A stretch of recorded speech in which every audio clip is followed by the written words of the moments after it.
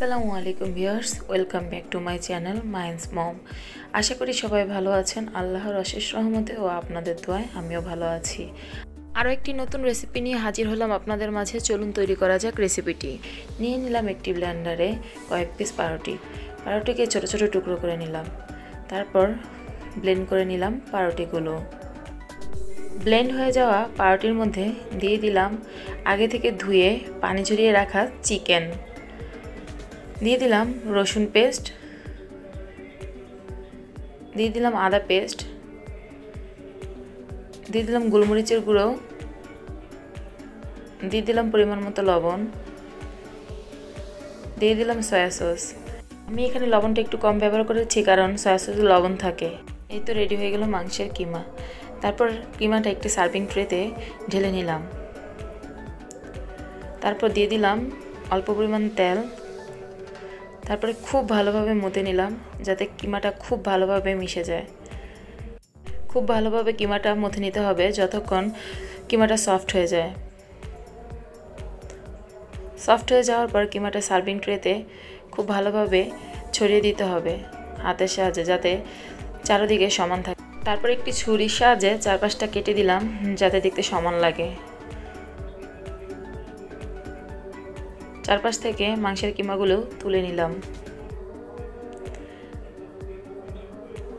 তারপর ছুরির সাহায্যে লম্বালম্বিভাবে কেটে দিলাম। সমান দূরত্বে কাটতে হবে।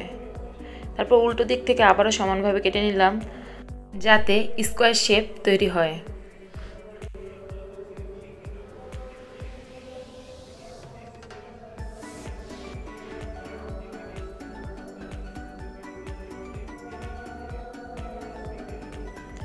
তারপর একটি বাটি নিয়ে নিলাম, দিয়ে দিলাম একটি ডিম, দিয়ে দিলাম অল্প পরিমাণে গোলমরিচের গুঁড়ো, দিয়ে দিলাম অল্প পরিমাণে লবণ, দিয়ে দিলাম লিকুইড অল্প পরিমাণে দুধ। তারপর একটি কাঁটা চামচের সাহায্যে খুব ভালোভাবে ফেটিয়ে নিলাম। নিয়ে নিলাম ব্রেড ক্রাম্বস।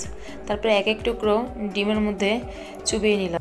ডিম থেকে কাঁটা চামচের সাহায্যে তুলে দিয়ে দিলাম ব্রেড ক্রাম্বসের মধ্যে। এক এক করে প্রতিটি পিসই দিয়ে দিলাম ব্রেড ক্রাম্বসের মধ্যে। তারপর হাতের সাহায্যে ব্রেড ক্রাম্বসে গড়িয়ে খুব ভালোভাবে শেপগুলি দিয়ে দিলাম।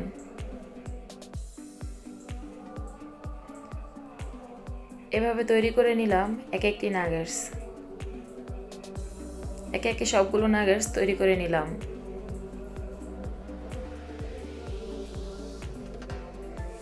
তারপর ভাজার জন্য একটি ফ্রাই প্যানে পরিমাণ মতো তেল গরম করে দিয়ে দিলাম কয়েক পিস নাগেটস।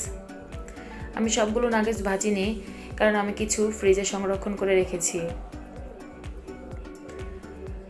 আমি বেশিরভাগ চিকেন আইটেমগুলো করি আমার ছেলের উদ্দেশ্যে, কারণ ও খুবই পছন্দ করে চিকেনের যে কোনো রেসিপি। আর আমার সবচেয়ে বেশি সুবিধাও হয় ওকে টিফিন দেওয়াতে, কারণ সকালবেলা উঠে টিফিন রেডি করাটাও অনেক ঝামেলার ব্যাপার। আগে থেকে টিফিন রেডি করা থাকলে সকালে টিফিন দিতে আর বেশি ভেজাল হয় না। তো উল্টে পাল্টে দিলাম নাগেটসগুলো।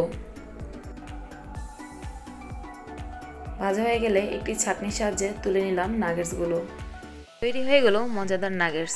আমার রেসিপিটি যদি আপনাদের ভালো লেগে থাকে অবশ্যই আমার চ্যানেলটি সাবস্ক্রাইব করে দিবেন এবং লাইক কমেন্ট শেয়ার করার মাধ্যমে আমার পাশে থাকবেন। আজ এ পর্যন্ত, আল্লাহ হাফেজ।